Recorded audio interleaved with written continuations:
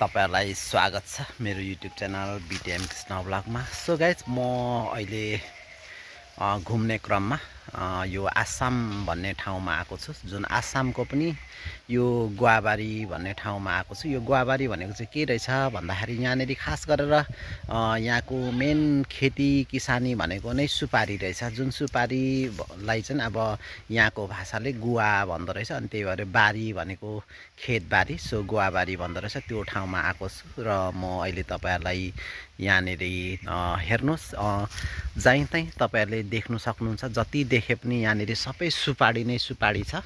हेर्नुस्, यो सुपारी बारी भित्र छु म, र यो सुपारी बारी भित्र म हेर्दा डुल्दाखेरि र एउटा अचम्मको गाई देखेँ मैले हैन। जति पनि मैले युट्युबमा देख्थेँ त देखेको थिएँ, तर मेरो जुन प्रत्यक्ष आँखाले चाहिँ मैले देखेको थिइनँ। र हेर्नुस्, यो यति सानो गाई, यो तपाईको 3 फुट पनि छैन, लगभग यो 3 फुट पनि रहेन रहेछ। र यति सानो प्रजातिको गाई है, देख्दा पनि अचम्म लाग्छ मलाई। यो यसले भोलि गएर बच्चा कसरी पाउँछ, दुध कसरी दिन्छ जस्तो हैन। तर पुटुक्क अगाएको छ।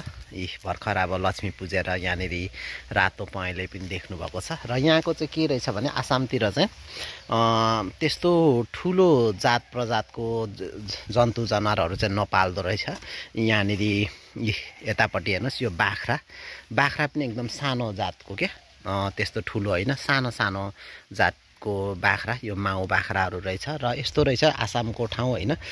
यहाँको जुन मुख्य कृषि पेसाहरू भनेको चाहिँ यो सुपारी नै रहेछ। हेर्नुहोस्, सुपारी कस्तो लटरम्म फलिराखेको छ। यो तपाईको सानो सानो दानामा फलेको छ। हेर्नुहोस्, म तपाईहरुलाई देखाउँछु।